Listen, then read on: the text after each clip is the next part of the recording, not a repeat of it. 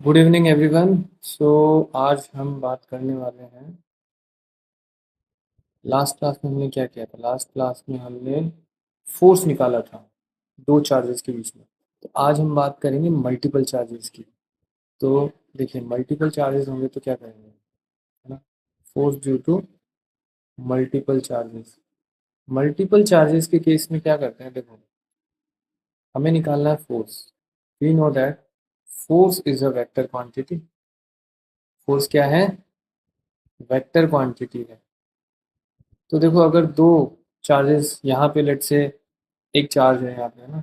यहाँ पे लेट से एक क्यू चार्ज है, और मान लो यहाँ पे एक Q1 चार्ज है और यहाँ पे एक Q2 चार्ज है। तो हम क्या करेंगे, हम बोलेंगे देखो ऐसा है कि इनके बीच की जो डिस्टेंस है या इनके बीच का जो पोजीशन वेक्टर है, तो Q2 की वजह से अगर मैं यहाँ पे देखता हूँ तो इस पे जो फोर्स लगेगा, इस तरफ फोर्स लगेगा, और ये फोर्स कितना होगा? इस फोर्स को मैं क्या लिख सकता हूँ, लेट से इसको मैंने F2 बोल दिया। F2 इक्वल्स टू क्या होगा, K Q2 into Q upon में, और लेट से ये R2 है, ये डिस्टेंस जो है वो R2 है, तो मैं इसको बोल दूंगा R2 स्क्वायर। नाउ सेम चीज़ अगर मैं बोलता हूँ कि भाई Q1 की वजह से कितना है, Q1 की वजह से देखो इसको मिलाएंगे तो ये अपना पोजीशन वेक्टर बन गया। सर, ये पोजीशन वेक्टर थोड़ा सा गलत बन गया हमारा, इसको हम ठीक कर लेते हैं। तो ये पोजीशन वेक्टर जो है ये कुछ इस तरीके से बन गया है। ये पोजीशन वेक्टर थोड़ा सा अपन इसको क्लियर कर लेते हैं, इसको हटा देते हैं, क्योंकि हमारा पोजीशन वेक्टर जो है वो स्ट्रेट लाइन होना चाहिए। का कर्व, तो हम ऐसे एक पोजीशन वेक्टर बनाएंगे।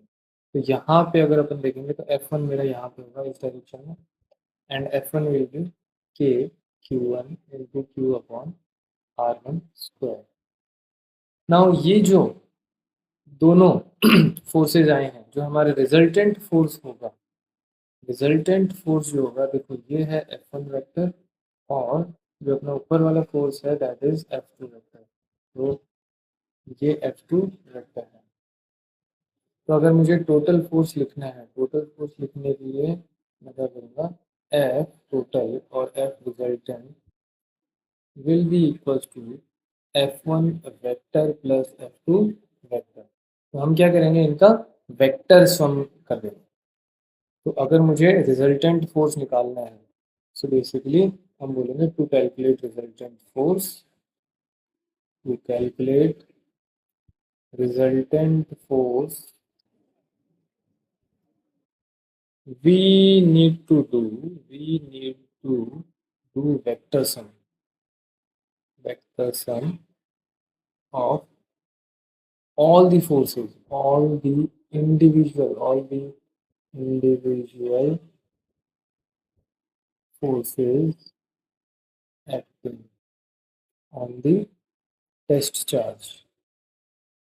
ये टेस्ट चार्ज पे जितने भी फोर्सेस लग रहे हैं उन सबका हम वेक्टर सम कर देंगे यहाँ पे। ये चीज़ क्लियर है? तो देखो, अब वेक्टर सम करेंगे तो हमें क्या करना पड़ेगा, कुछ ना कुछ कंपोनेंट्स वगैरह लेने पड़ेंगे। तो देखो, यहाँ पे लेट से हम क्या करते हैं, एक्सेस ले लेते हैं। मान लीजिए ऐसे एक एक्सेस है, ये एक्सेस है, और हम इसको इस तरीके से ले लेते हैं। पहले हम बना लेते हैं हमारे फोर्सेस किस तरीके से लग रहे हैं।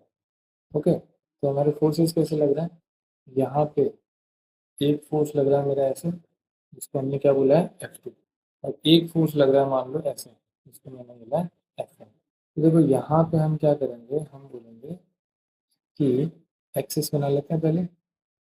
ये मेरा हो गया X axis, this is X axis, and this is Y axis. ये एक्स एक्सिस को इधर भी बना लेता हूँ और इधर भी बना लेता हूँ। मान लीजिए ये है हमारा θ1 और ये है θ2। तो देखो भाई, कंपोनेंट लेना आना चाहिए अपने को। क्या हम कंपोनेंट लेना जानते हैं? देखो, कंपोनेंट कैसे लेते हैं, मान लो ये जो है एक राइट एंगल ट्राइंगल है ना? ये एक राइट एंगल ट्राइंगल है, मान लो थीटा है, और ये अपने पास हाइपोटेन्यूस है, मान लो एच। तो देखो, ये वाली जो नीचे वाली साइड है, बॉटम साइड, ये क्या होगी, एच कॉस थीटा, और ये जो वर्टिकल साइड है ये होगी एच साइन थीटा। ये कैसे निकालते हैं अपन? देखो क्या होता है भाई, जैसे एक निकाल के अपन देख लेते हैं, साइन थीटा इक्वल्स टू क्या होता है, साइन थीटा इक्वल्स टू होता है परपेंडिकुलर अपॉन हाइपोटेन्यूज। तो अगर मैं बोलूँ कि भैया परपेंडिकुलर क्या होगा तो साइन थीटा हो गया, बस इतना सा सिंपल सी टेक्निक है और कुछ नहीं।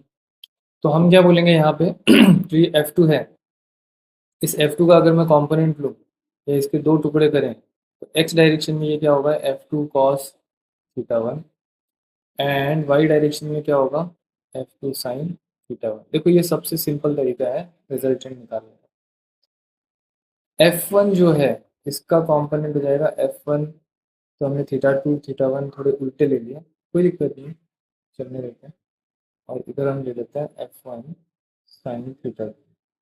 ओके, अब देखो ये जो हमने कंपोनेंट किए हैं इन कंपोनेंट को हम जोड़ देते हैं।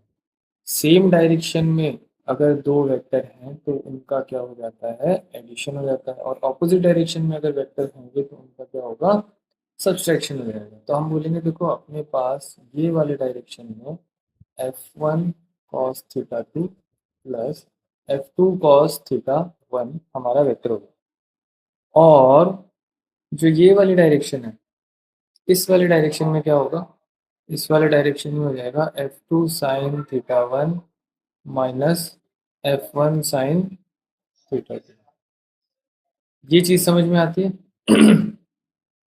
तो अगर कोई भी दो वेक्टर परपेंडिकुलर हों तो हम उनका रिजल्टेंट निकालने के लिए क्या करेंगे, देखो यहाँ पे एक और चीज बता देता हूँ, बहुत ही इंटरेस्टिंग चीज है कि अगर दो वेक्टर हों यहाँ पे, मान लो वेक्टर ए है एंड वेक्टर बी है, अगर ये दोनों वेक्टर परपेंडिकुलर है एक दूसरे के तो इनका जो रिजल्टेंट वेक्टर आएगा ना, जो रिजल्टेंट वेक्टर को मैं आर बोल देता हूँ, ये सिंपली क्या आएगा, ए स्क्वायर प्लस बी स्क्वायर आएगा। That's it। तो यहाँ पे भी अगर मेरे को इनका रिजल्टेंट वेक्टर निकालना है तो मैं बोलूँगा भैया एफ टोटल इक्वल टू क्या होगा, F1 cos theta two plus F2 cos theta one, इसका स्क्वायर कर दो, then F2 sin theta one minus F1 sin theta two, और इसका भी स्क्वायर कर दो, और इसका रूट लो। ये अपने पास इसका एक्सप्रेशन मिल जाएगा। देखो अगर अपने को इसको फर्दर सॉल्व करना है तो सॉल्व कर सकते हैं। कैसे करेंगे, देखो ये जो F1 इसको स्क्वायर को खोल दो, तो F1 square cos square theta two plus F2 square cos square theta one plus two F1 F2 cos theta one cos theta two.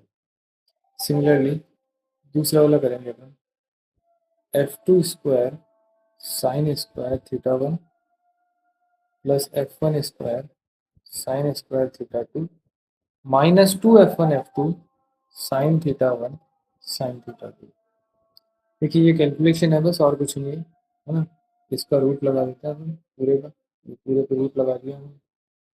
अब देखो यहाँ पे ध्यान से देखो सिंपल चीज है, F1 cos square theta two और F1 sine square theta two, इनको जोड़ेंगे तो क्या बनेगा, F1 स्क्वायर बन गया यहाँ पे।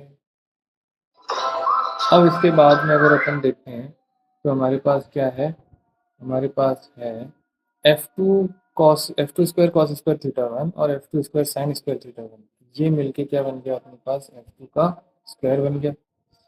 एंड इसके बाद में अपने पास आ जाएगा 2F1 F2, इसके बाद हमारे पास क्या बच गया यहाँ पे, 2F1 F2, इसको कॉमन ले लें तो ये क्या बन जाएगा, cos theta one cos theta two minus sign theta one sine theta two. ये तो बड़ी इंटरेस्टिंग चीज़ बन गई है ना। तो यहाँ पे देखो ये cos theta one theta two और sine theta one theta two को मैं फर्दर क्या लिख सकता हूँ, F1 square plus F2 square plus 2F1 F2 cos theta one plus theta two, और ये अपना F टोटल आ गया। ये चीज़ क्लियर है? तो इसको आप एक बार वापस से देख सकते हैं, अगर आपको कहीं पे कैलकुलेशन में कोई दिक्कत आ रही है तो वीडियो आप रिवाइंड करके एंड वापस से देख सकते हैं ये चीज़। ओके, तो हमने ये क्या निकाला है, हमने दो चार्जेस की वजह से टोटल फोर्स क्या आएगा ये निकाला है जी। क्लियर है? ओके, अब देखो आगे बढ़ते हैं अपन और एक क्वेश्चन करके देखते हैं। ये तो हमने क्या सिंपल एक तरीका देखा कि कैसे करेंगे, बट एक क्वेश्चन करके देखते हैं हम। तो देखिए यहाँ पे क्वेश्चन हमारा हमारे पास एक हमारे पास क्या है, एक इक्विलेटरल ट्रायंगल है। तो हम यहाँ से एक इक्विलेटरल ट्रायंगल ले लेते हैं, एक काम करते हैं, हमारे पास ट्रायंगल है तो एक इक्विलेटरल ट्रायंगल हम बना लेते हैं। Very good. तो ये इक्विलेटरल ट्रायंगल आ गया हमारे पास। अब हम क्या करेंगे, हम बोलेंगे कि यहाँ पे देखो क्यू चार्ज पड़ा है, यहाँ पे तीनों वर्टिसेस पे क्यू चार्जेस पड़े हैं, और इसका जो सेंट्रॉइड है यहाँ पे एक स्मॉल क्यू चार्ज पड़ा है। नाउ हम ये कैलकुलेट करना चाहते हैं कि स्मॉल क्यू चार्ज पे कितना फोर्स लग रहा है। Calculate total force on the small Q charge. इस स्मॉल क्यू चार्ज पे टोटल फोर्स कितना लग रहा है ये हमें बताना है। तो देखो, सबसे पहले हमें क्या चाहिए, हमारे पास क्या चाहिए, हमारे पास है जो फोर्स होता है ना भाई, वो होता है के Q1 Q2 upon R square, that's it. हमें ये फॉर्मूला चाहिए और कुछ नहीं चाहिए। अगर ये पॉजिटिव है तो रिपल्सिव होगा, और अगर ये नेगेटिव है तो अट्रैक्टिव होगा। तो भाई ऐसा है कि हम क्या करेंगे, यहाँ पे हम फोर्सेस बनाते हैं। तो देखो मैं चार्जेस को नाम दे देता हूँ। ये चार्ज नंबर 1 है, ये चार्ज नंबर 2 है, और ये चार्ज नंबर 3 है। तो इस चार्ज नंबर 1 की वजह से जो फोर्स लगेगा, देखो ये इधर लगेगा। कैसे पता करेंगे, इस चार्ज को इस क्यू से मिलाओ और बाहर की तरफ फोर्स लगा दो, तो ये बन गया अपना F1 भी। तो यहाँ से अब मैं अगर F2 बनाता हूँ तो F2 को मैं ऐसे बना सकता हूँ, F2 बन गया ये। और ये देखो यहाँ से अगर मैं F3 बनाता हूँ तो ये F3 बन गया। अब मेरे को क्या चाहिए, मेरे को ये वाली डिस्टेंस चाहिए। मेरे को क्या चाहिए, ये जो डिस्टेंस है ना, ये वाली डिस्टेंस, ये डिस्टेंस चाहिए। तो ये डिस्टेंस निकालने के लिए हम क्या करेंगे, देखो ये ट्राइंगल ले लेते हैं। ठीक है, इस ट्राइंगल की साइड को मैं क्या मान लेता हूँ, ए मान लेता हूँ। तो देखो ये क्या है, a/2 हो गया। ये वाली चीज़ क्या है, a/2 हो गया। तो अगर ये वाली साइड a/2 है, और अपने को पता है ये वाला एंगल जो है ये कितना होगा, ये 30 डिग्री होगा। कैसे, क्योंकि देखो इक्विलेटरल ट्रायंगल था, 60 डिग्री एंगल था, और इसको ये वाला जो लाइन है ये क्या कर रहा है, बाइसेक्ट कर रहा है। तो 30 डिग्री हो गया ये वाला एंगल। तो भैया ये वाला जो डिस्टेंस अगर मुझे निकालना है, ये वाली जो डिस्टेंस मुझे निकालनी है, इस डिस्टेंस को मैं क्या लिख सकता हूँ, ये तो हाइपोटेनियस हो गया भाई। तो हाइपोटेनियस हो गया, तो मैं क्या बोलूँगा, एच कॉस 30 इक्वल्स टू होता है a/2। तो यहाँ से मेरे पास हाइपोटेनियस कितना आ जाएगा, a/2 अपॉन में कॉस 30 कितना होता है, √3/2। ये क्या हो गया, a/√3। ये चीज़ क्लियर है भाई, ये अपने पास वैल्यू आ गई इसकी। तो अगर मुझे F1 का मैग्नीट्यूड लिखना है, सबसे पहले देखो, सबसे पहले F1 का मैग्नीट्यूड लिखना है। F1 का अगर मैग्नीट्यूड लिखना है तो मैं क्या लिख सकता हूँ, के Q अपॉन में जो आर स्क्वायर है, मेरा आर इक्वल्स टू क्या हो गया, यही तो आर है, दिस इज आर। तो मैं लिखूंगा आर स्क्वायर की जगह a² अपॉन में 3। 3 ऊपर चला गया, तो ये मेरा F1 हो गया। तो भैया ऐसा है कि अब हमारे पास क्या चीज़ आ गई, ये F1 फोर्स लग रहा है ऐसे, और ये F2 फोर्स लग रहा है ऐसे, और ये F3 फोर्स लग रहा है ऐसे। और इन तीनों के बीच में जो एंगल है वो कितने डिग्री का होगा, 120 का होगा ना भाई। हाँ, 120 कैसे आया, देखो ये वाला एंगल जो है ये 30 है ना, और ये वाला एंगल भी 30 है। तो भाई ये वाला जो एंगल होगा, कौन सा, ये वाला राइट एंगल ट्राइंगल में 30 90 ये हो गया, तो ये कितना हो गया 60, और उधर वाला कितना हो गया 60, तो उधर वाला भी कितना हो गया 60। सारे एंगल कितने 60 60 के हैं, तो ये पूरा एंगल कितना हो गया 60 60, 120 हो गया ना भाई। अब देखो आगे अपन इनका कंपोनेंट लेते हैं और इनके रिजल्टेंट इनका निकालते हैं। देखो ऐसा है, यहाँ पे एक 90 डिग्री की लाइन खींच देता हूँ। यहाँ पे मैंने 90 डिग्री की लाइन खींच दी है ना, और यहाँ पे एक वाई एक्सिस भी बना देते हैं। तो देखो ये एंगल जो है 90 डिग्री है, कौन सा, ये एंगल, ये वाला एंगल 90 डिग्री। तो ऊपर वाला एंगल, ये वाला एंगल कितना होगा? 30 डिग्री। ये चीज समझ में आई क्या जी? तो सब जगह पे ये वापस ऐसे लिख सकते हैं। तो देखो, अगर मैं ये एक्सिस वापस से बनाता हूँ, क्योंकि यहाँ पे बहुत सारे एंगल हो गए हैं, तो हम केवल हमारी ज़रूरत वाले एंगल बनाएंगे। तो अपन फिर से इस चीज़ को बना लेते हैं, कोई दिक्कत नहीं। डायग्राम जितना अच्छा होगा, क्वेश्चन उतना ही जल्दी से हो जाएगा अपना। तो देखो जी, ये है F2, ये है F1, और ये है, सॉरी, ये है F3, और ये है F1।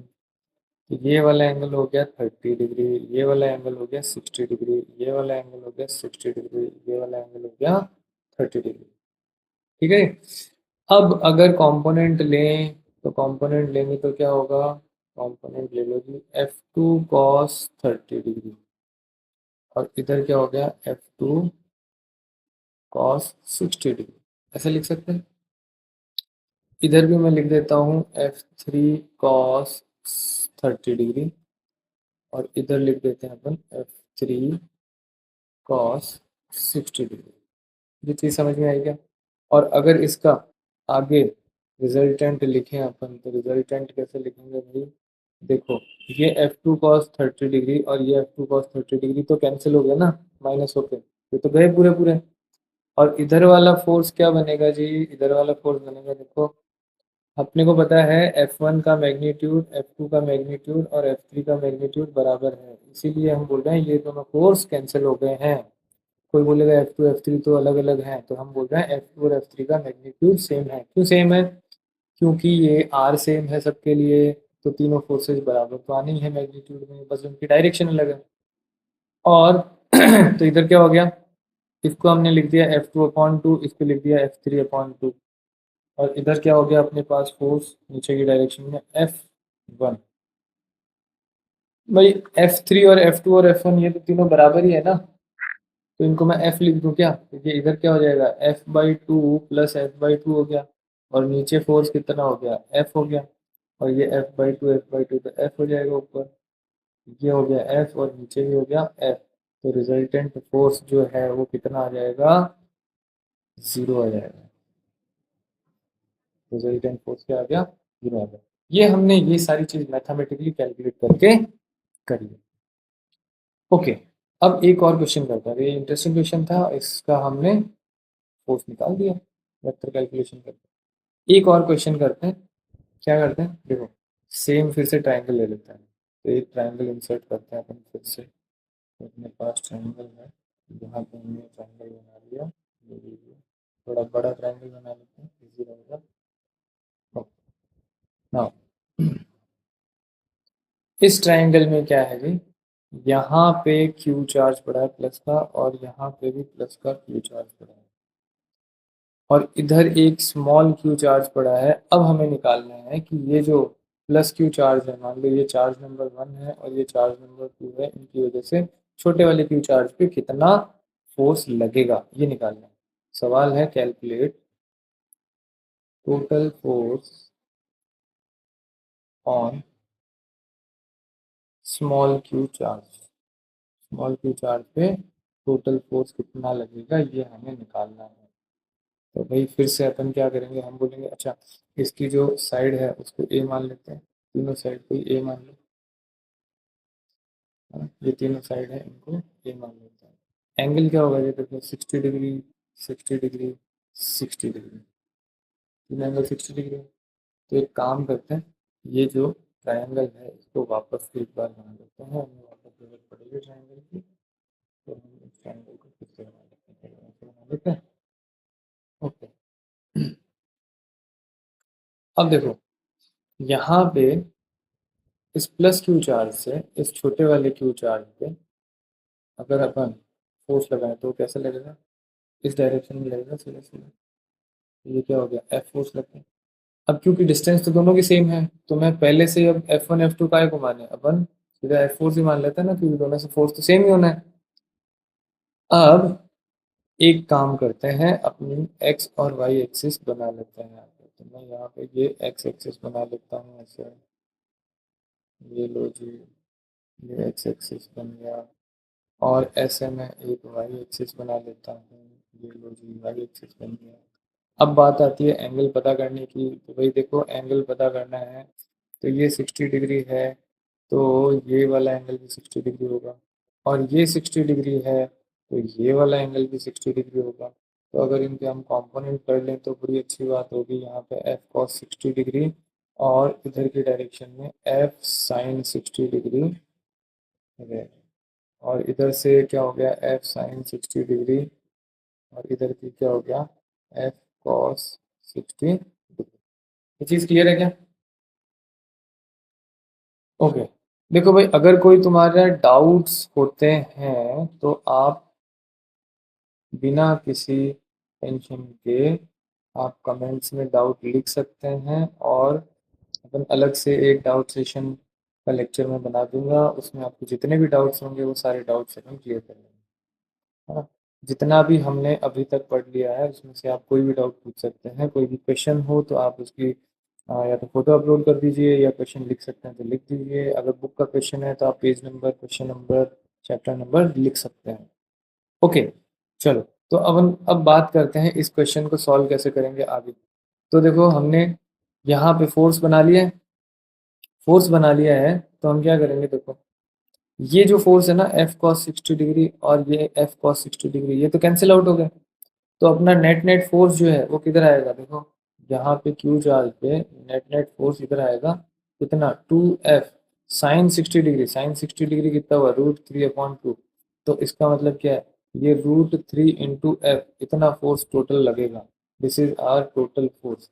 अब अपन को क्या करना है, केवल और केवल F की वैल्यू निकालनी है। F क्या है, F क्या माना था हमने, F हमने माना था स्मॉल क्यू और कैपिटल क्यू के बीच में क्या फोर्स लग रहा है ना, उसको माना था। तो देखो, एक बार और अपन ट्रायंगल फिर से बना ही लेते हैं। ये लीजिए, ट्रायंगल बन गया हमारा।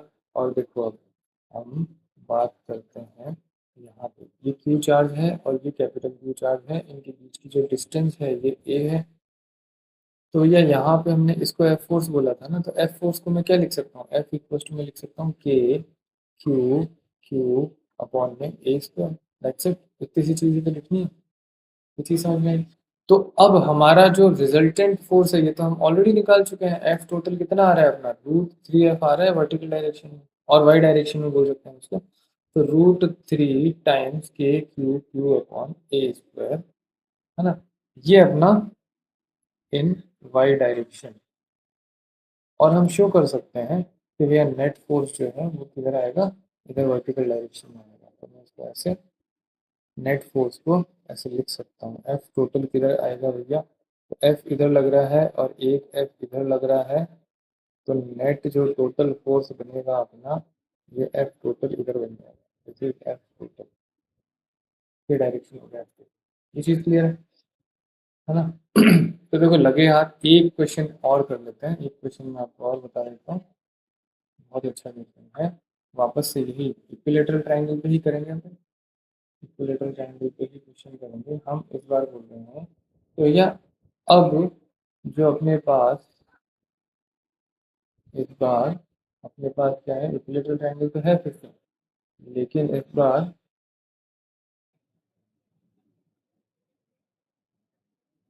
यहाँ पे चार्ज जो है क्यू की जगह क्या हो गया, -Q हो गया। और यहाँ पे +Q और +Q चार्ज पड़ेगा। इस बार क्या होगा, और इसकी बजाय और अच्छा क्वेश्चन लेते हैं, ये तो सिंपल हो जाएगा अपने लिए, है ना। इसको थोड़ा सा डिफिकल्ट बनाते हैं। एक काम करते हैं, इसको हम रहने देते हैं +Q, और यहाँ पे हम चार्ज को चेंज कर लेते हैं, यहाँ पे चेंज कर लेते हैं, और इसको हम कर देते हैं -Q। अब देखते हैं। तो देखो, ऐसा है, यहाँ पे फिर से अगर फोर्स बनाया जाए तो देखो, ये +Q है और ये +Q है ना। डिस्टेंस फिर से ए ले लेते हैं, एंगल सारे हमें पता ही है 60 डिग्री। तो देखो, फोर्स किधर लगेगा, इस डायरेक्शन में लगेगा। कितना लगेगा, एफ लगेगा। अब क्योंकि डायरेक्शन तो दोनों की सेम है, तो इधर वाले फोर्स को भी क्या बोलूँ। अभी देखो, ये -Q और ये +Q है, तो इससे फोर्स क्या होगा, अट्रैक्टिव लगेगा ना इस बार। तो हम बोलेंगे फोर्स इधर लगेगा। ये चीज़ समझ में आती है। अब देखो, बहुत ही सिंपल है यहाँ पे। अपन एफ की वैल्यू पहले कैलकुलेट नहीं करेंगे, अपन पहले इसको एफ मान लेंगे बस, है ना। और एक बार एक्सेस बना लें, चलो एक्सेस बना लेते हैं। तो ये एक्स एक्सिस बना लिया हमने और ये ऊपर की तरफ वाई एक्सिस बना लिया। अब देखो जी, ये एंगल है 60 डिग्री, तो ये एंगल भी है 60 डिग्री, तो अपने पास ये वाला एंगल भी हो जाएगा 60 डिग्री। अब हम क्या करेंगे, हम कंपोनेंट लेंगे। कंपोनेंट किधर लेंगे, एक एफ कॉस 60 तो आ गया इधर, एक एफ कॉस 60 आ गया इधर से, और ऊपर की तरफ गया एफ साइन 60, और नीचे की तरफ भी आ गया एफ साइन 60 डिग्री। तो अगर इनका रिजल्टेंट बनाया जाए तो इधर क्या हो गया, एफ कॉस 60 क्या होता है, F by two plus F by two, दोनों को जोड़ते हैं, सेम डायरेक्शन में है, और ये वाले भाई साहब तो कैंसिल आउट हो जाएंगे। ये जो एफ साइन 60 है और ये एफ साइन 60 है, ये कैंसिल आउट हो जाएंगे ना। ये चीज़ क्लियर है। तो हम क्या बोलेंगे, ये टोटल फाइनल जो रिजल्टेंट फोर्स आया वो तो एफ ही होगा ना, टू एफ टोटल। और ये कौन सी डायरेक्शन में आया, हॉरिजॉन्टल डायरेक्शन में आया।